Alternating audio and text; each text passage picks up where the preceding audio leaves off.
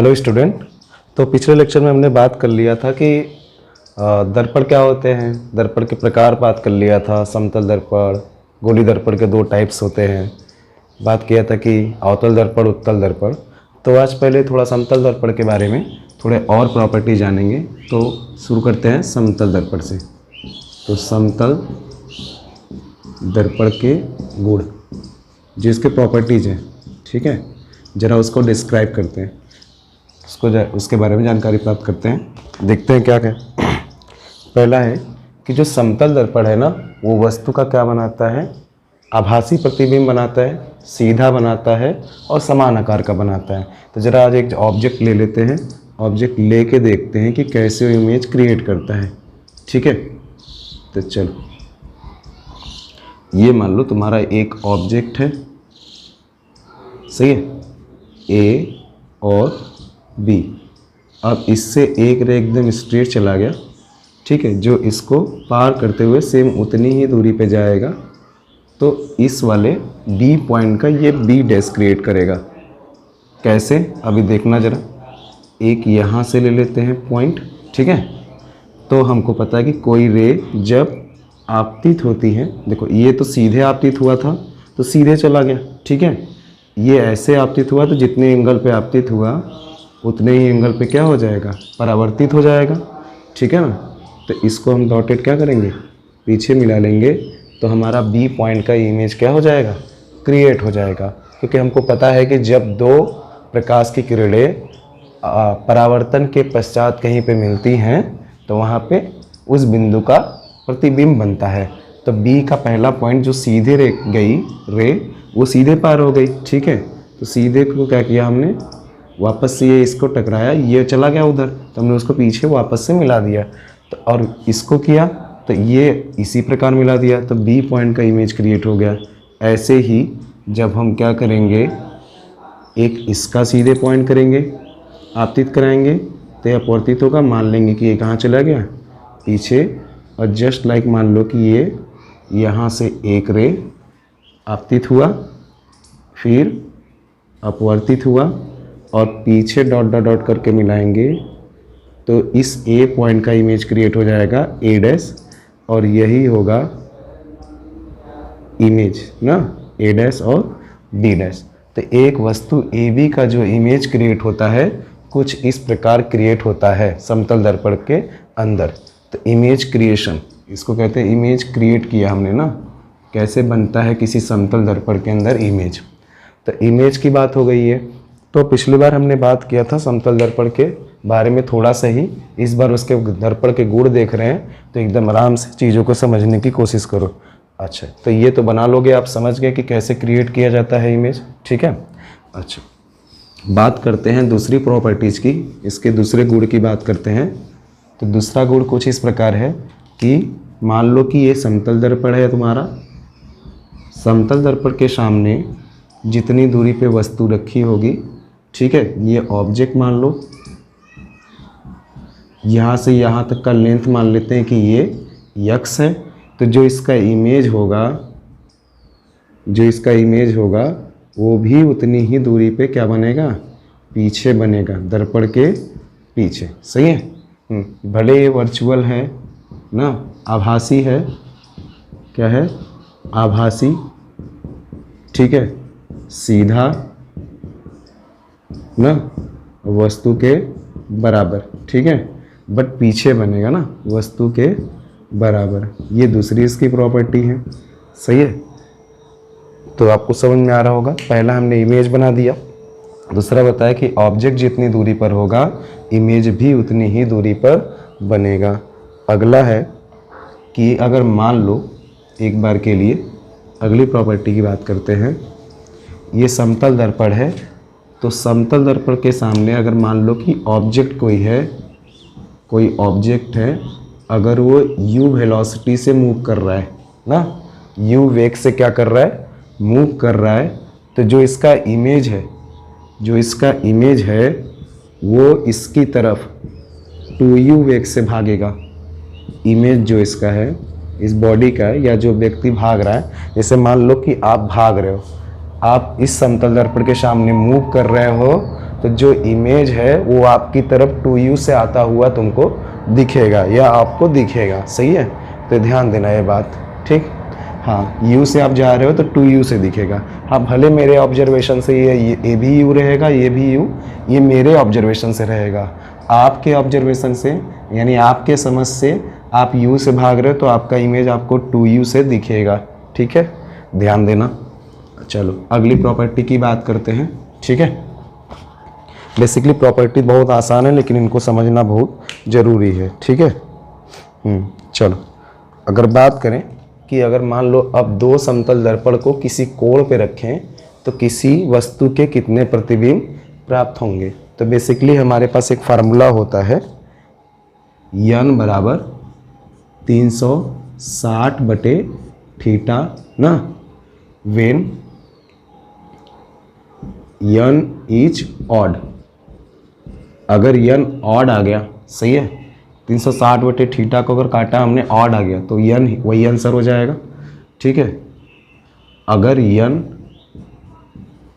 Even आ गया 360 minus theta, सही है, कह सकते हो कि अगर 360/θ इज ऑड तो n तो यही हो जाएगा। अगर 360/θ इज इवन, देन हम क्या लगाएंगे, इवन मतलब सम संख्या आ गया। अगर 360/θ अगर सम आ गया तब तो ये फंडा अप्लाई होगा। 360/θ अगर क्या आ गया, विषम आ गया तो ये फंडा अप्लाई होगा।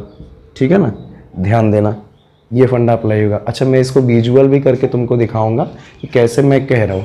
लेट सपोज मान लो कि अगर मान लो कि दो पहले ये लिख लेते हैं, ये ज़रा थोड़ा मिटा देता हूँ तब बात करते हैं ना।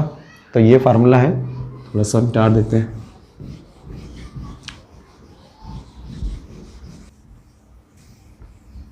चलिए आइए बताते हैं आपको एग्जाम्पल बताते हैं आपको। तो माना दो समतल दर्पण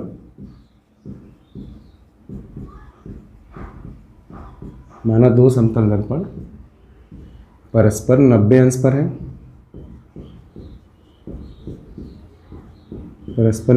पर है, तो किसी वस्तु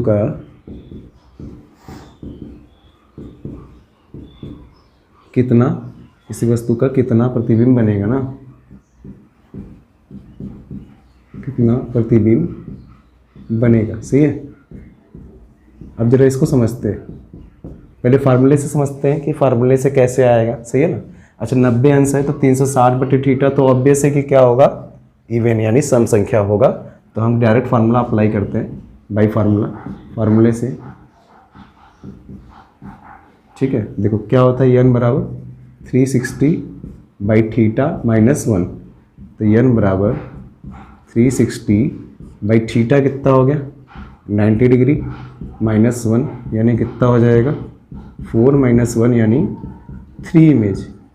3 इमेज है जो क्रिएट हो रहे हैं। अब मैं आपको विजुअल करके बताता हूँ कि कैसे 3 इमेज क्रिएट हो रहा है। सही है, तो ज़रा ध्यान से देखो। पहले मान लेते हैं कि ये जो गिवन डाटा है उसके अनुसार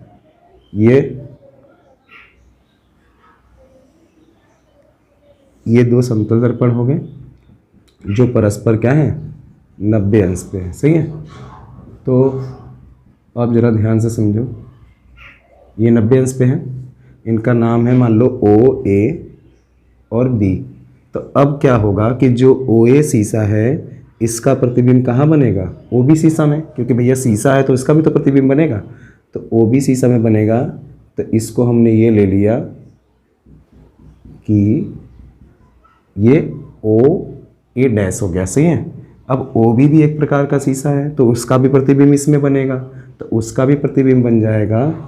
तो ये 2 शीशा कन्वर्ट हो गया कुल 4 शीशे में। सही है, ये हो गया B डैश। तो अब ऐसा होता है जब दो शीशा 90 डिग्री पर रखे हैं तो इसका इसमें प्रतिबिंब बन जाएगा शीशे का, अभी तो ऑब्जेक्ट हमने लिया नहीं, इसका इमेज बन जाएगा इसमें। अब बात करते हैं किसकी, ऑब्जेक्ट के बारे में। अगर मान लो ऑब्जेक्ट है तो उस ऑब्जेक्ट का कैसे इमेज क्रिएट होगा। तो ये ऑब्जेक्ट हो गया O, इसका इमेज क्रिएट करना है तो इस शीशे में कुछ इस प्रकार शिफ्ट हो जाएगा वो। इस शीशे में उसका कुछ यहाँ पे मान लेते हैं कि इमेज बनेगा, सही है। जस्ट इस शीशे में भी बनेगा, जस्ट उसके सामने यहाँ पे आई डबल डैश, तो 2 इमेज तो इन दोनों शीशों में क्रिएट हो जाएगा। अब जब इस वाले इमेज देखो, अब ये इमेज है लेकिन इस दर्पण के लिए क्या बन जाएगा, ऑब्जेक्ट। तो इसमें भी इसका इमेज बनेगा, तो इसमें इसका इमेज बनेगा, तो इमेज कैसे बनेगा, ऐसे कुछ बनेगा, ठीक है। तो ये आएगा तुम्हारा I3 डैश।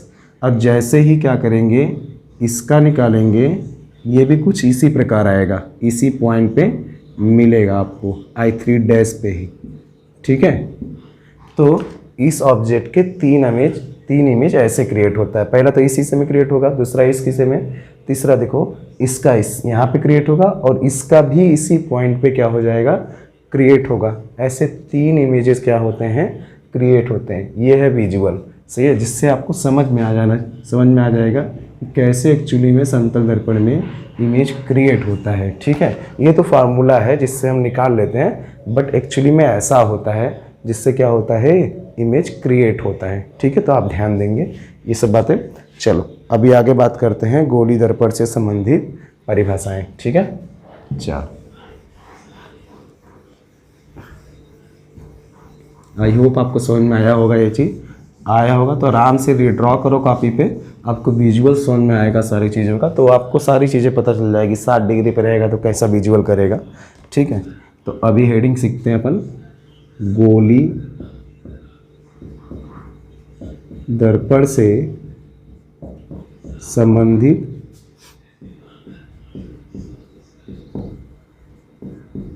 परिभाषाएं,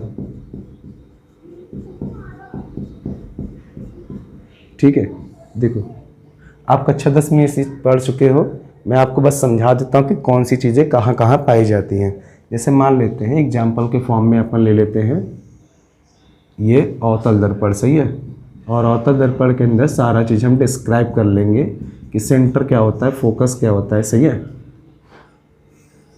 तो ये अपना पहला है मुख्य अक्ष। देखो मुख्य अक्ष का डिफिनेशन क्या होता है कि दर्पण के ध्रुव ना, मुख्य अक्ष का डिफिनेशन क्या होता है कि दर्पण का जो ध्रुव है, ये जो P यानी पोल, ठीक, यानी ध्रुव, तो दर्पण के ध्रुव से होकर जाने वाली रेखा, दर्पण के ध्रुव से होकर जाने वाली रेखा क्या कहलाती है, ध्रुव कहलाती है, सॉरी मुख्य अक्ष कहलाती है। क्या कहलाती है, मुख्य अक्ष। तो इसका नाम हो गया मुख्य अक्ष, सही है। अच्छा फिर बात होता है कि दर्पण का ध्रुव क्या होता है, तो ये दर्पण है, इसका जो मिडिल पॉइंट है वो होता है दर्पण का ध्रुव होता है, सही है। दर्पण का द्वारक अगर बोलना हो तो M1 और M2, सही है। ये आपका क्या हो गया, दर्पण का द्वारक हो गया, सही है। अच्छा वक्रता त्रिज्या की बात करनी हो तो दर्पण जिस कांच का भाग है, दर्पण जिस कांच का भाग है, मतलब हाइपोथेटिकली एक वृत्त होगा एक प्रकार का, ऐसा ना, एक वृत्त होगा जिस भाग का है, तो इसकी क्या कहेंगे, इसके त्रिज्या को ही क्या नाम देंगे, वक्रता त्रिज्या नाम देंगे, सही है। तो यहाँ पे मान लेते हैं, यहाँ से थोड़ा सा और ले लेते हैं, तो ये हो गया तुम्हारा यहाँ से लेके यहाँ तक वक्रता त्रिज्या, सही है। अच्छा फिर यही वक्रता त्रिज्या सेंटर हो जाएगा, सेंटर का आधा जानते हो कि फोकस होता है, तो ये चीज़ क्या हो जाएगी, फोकस। तो एक दर्पण के अंदर इतनी सारी बातें होती हैं, ठीक है, तो आपको ये सब पता होना चाहिए। तो यहाँ से हमको एक बात पता चलता है कि दर्पण के वक्रता त्रिज्या तथा फोकस में संबंध होता है, संबंध F बराबर R/2 होता है ना। ये बाद में हम प्रूव भी करेंगे। ये यहाँ पता चलता है कि ये जो सेंटर का आधा है वो जस्ट आधा क्या है, फोकस है, सही है। तो ये यहाँ से पता चलता है। चल बढ़िया, ये चीज़ें आपको पता चल गई, ठीक है। अब बात करते हैं ज़रा, ये सब चीज़ें आपको पता है। ऐसे ही सेम चीज़ किस में होगा, उत्तल दर्पण में होगा, बात करते हैं चिन्ह परिपाटी का नियम। देखो जरूरी है कि आपको ये है चिन्ह परिपाटी ना, चिन्ह परिपाटी का नियम, साइन कन्वेंशन। सही है, चिन्ह परिपाटी का नियम आना बहुत ज़रूरी है। सही है, तो सबसे पहले मैं बता दूं चिन्ह परिपाटी का जो नियम होता है वो क्या करते हैं कि दर्पण जो फार्मूला होता है, यानी जो यूवीएफ में रिलेशन आएगा, अभी संबंध आएगा, उन्हीं के साइन को दर्शाता है कि कब कौन सा साइन हमको लेना है। सही है, तो इसका लॉ तो बहुत ज़रूरी है। पहला लॉ ये है कि दर्पण पर प्रकाश की किरणें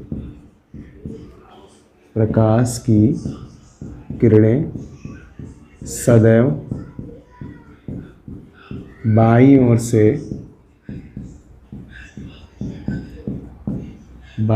से डाली जाती हैं।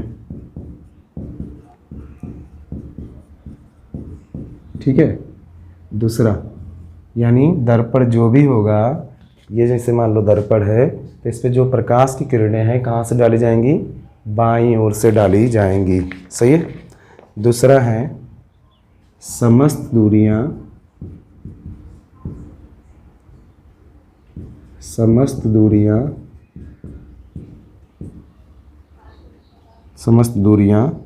दर्पण के ध्रुव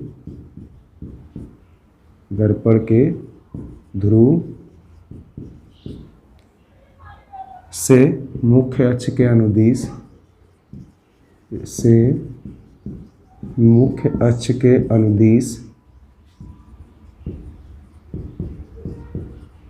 मापी जाएंगी।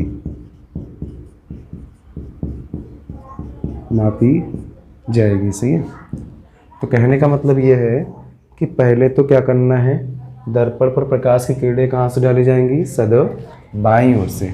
ठीक है, तो सदैव कहाँ से डाली जाएंगी, बाईं ओर से, यानी सदैव हम इधर से डालेंगे। हाँ, अभी जब इमेज वगैरह क्रिएट करेंगे तो हम इधर ही से डालेंगे, तब सदैव प्रकाश की किरणें इधर से डालेंगे। सही है, और दूसरा है समस्त दूरियां दर्पण के ध्रुव से मुख्य अक्ष के अनुदिश नापी जाएंगी। सही है, अनुदिश, ठीक है, अनुदिशा में नापी जाएंगी, अनुदिश नापी जाएंगी। सही है, या मापी जाएंगी। तीसरा ये है आपतित किरणों की दिशा में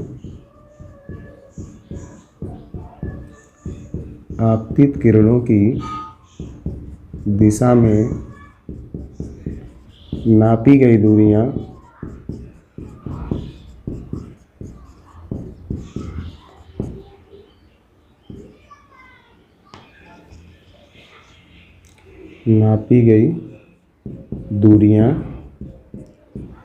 आपतित किरणों की दिशा में नापी गई दूरियां सदैव धनात्मक होती हैं तथा विपरीत दिशा में नापी गई दूरियां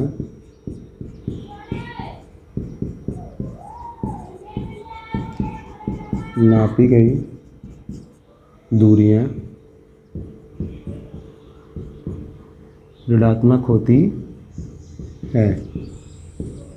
और एक लास्ट है, कहने का मतलब ये है, पहले समझ लो कि आपतित किरण की दिशा में, जैसे मान लो कि ये किरण आपतित हो रही है इस पे, सही है, तो आपतित किरण की दिशा में मतलब इधर नापी गई दूरियां धनात्मक, इसके विपरीत दिशा में नापी गई दूरियां ऋणात्मक, यानी दर्पण के इधर नापा तो धनात्मक, इधर नापा तो ऋणात्मक, इधर नापा तो धनात्मक, इधर नापा तो ऋणात्मक। सही है, चौथा मुख्य अक्ष के ऊपर नापी गई दूरियां मुख्य अक्ष के ऊपर नापी गई दूरियां धनात्मक तथा नीचे ऋणात्मक ली जाती हैं, ऋणात्मक ली जाती हैं। ठीक है, ध्यान देना। तो यह है चिन्ह प्रपाटी का नियम। अगले लेक्चर में हम अपन बात करेंगे कि अवतल दर्पण और उत्तल दर्पण में कैसे साइन कन्वेंशन लिया जाता है। Thank you for watching.